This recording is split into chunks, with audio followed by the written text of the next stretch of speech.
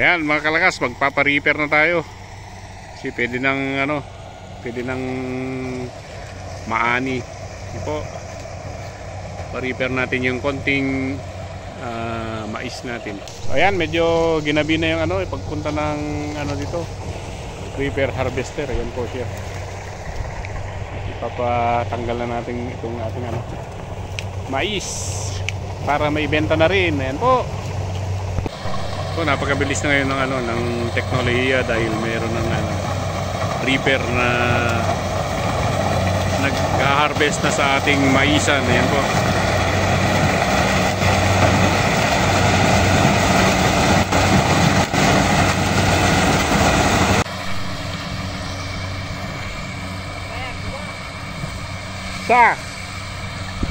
So dahil hindi niya kaya ditong ano dito, yung parang banking dito, imano-mano po naming tanggalin to kasi hindi niya kaya, matutumba po yung ano dyan, yung reaper. Ayun na, tatapusin na namin yung ano, yung hindi natapos kagabi po kasi umalis na yung reaper dahil gabi na. So ayan, may konti pang natitira dito sa tabi ng ilog, so imano-mano na lang namin yan. Kasama ko si Vance at saka si Rohel. Kaya kalakas, pupunta, tutulungan ko sila. Para ano?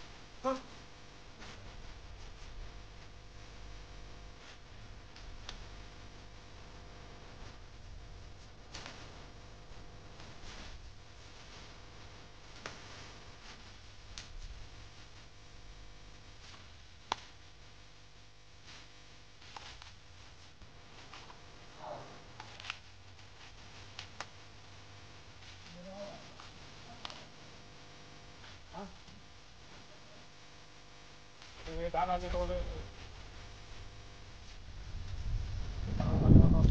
Dala nito ulit.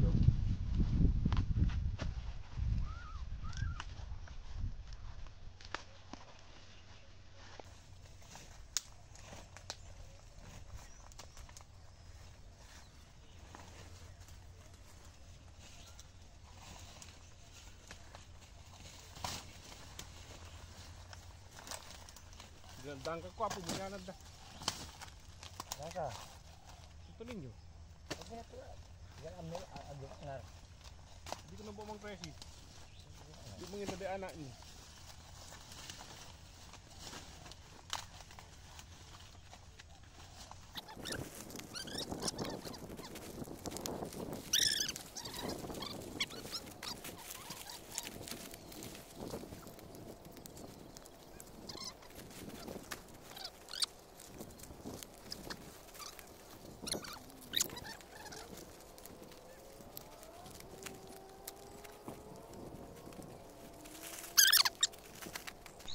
Medyo makunat lang dahil medyo maaga pa. Ayan, at saka yun, walang ano, hindi pa sumisikat si haring araw. Ayan po. Ang mahirap ngayon, baka hindi sisikat si haring araw ay hindi kami makapagbilad sa aming na-repair kagabi.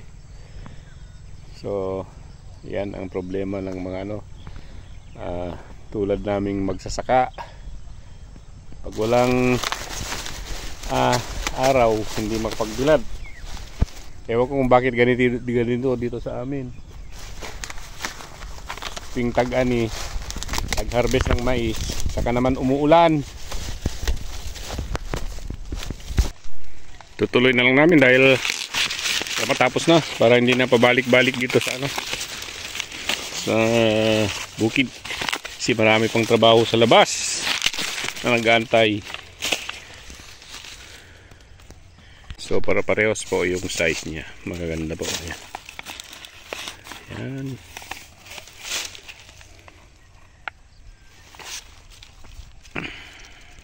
Ayan, matatapos na rin kami rito. Konti na lang. Konti na lang. Konting ano na lang, konting ikot.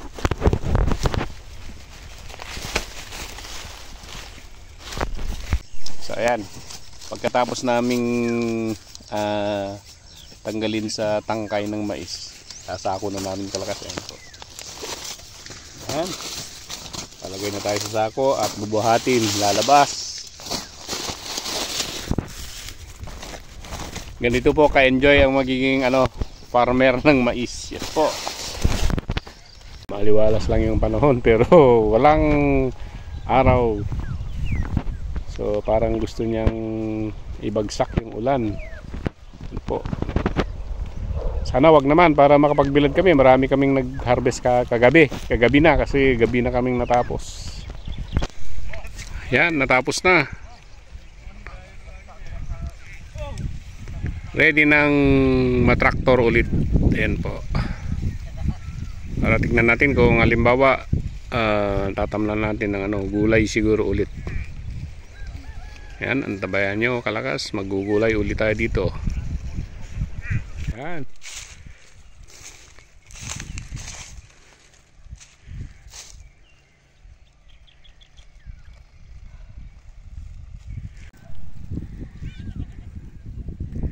Yan, matatapos na siguro mamaya. Ay, kapagod.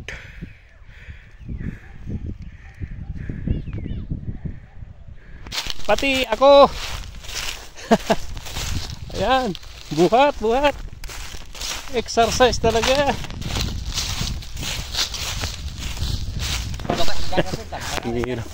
Ang hirap magbuhat ng mais. Ayan, hininto ko yung sakit. Mabigat, kalakas. Ayan, oh.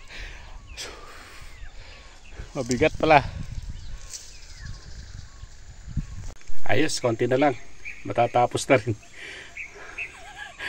Kakapagod magbuhat ng ng mga sakong-sakong mais. Ayan po. Yan ang sarap at hirap ng magiging farmer. Pero masaya dahil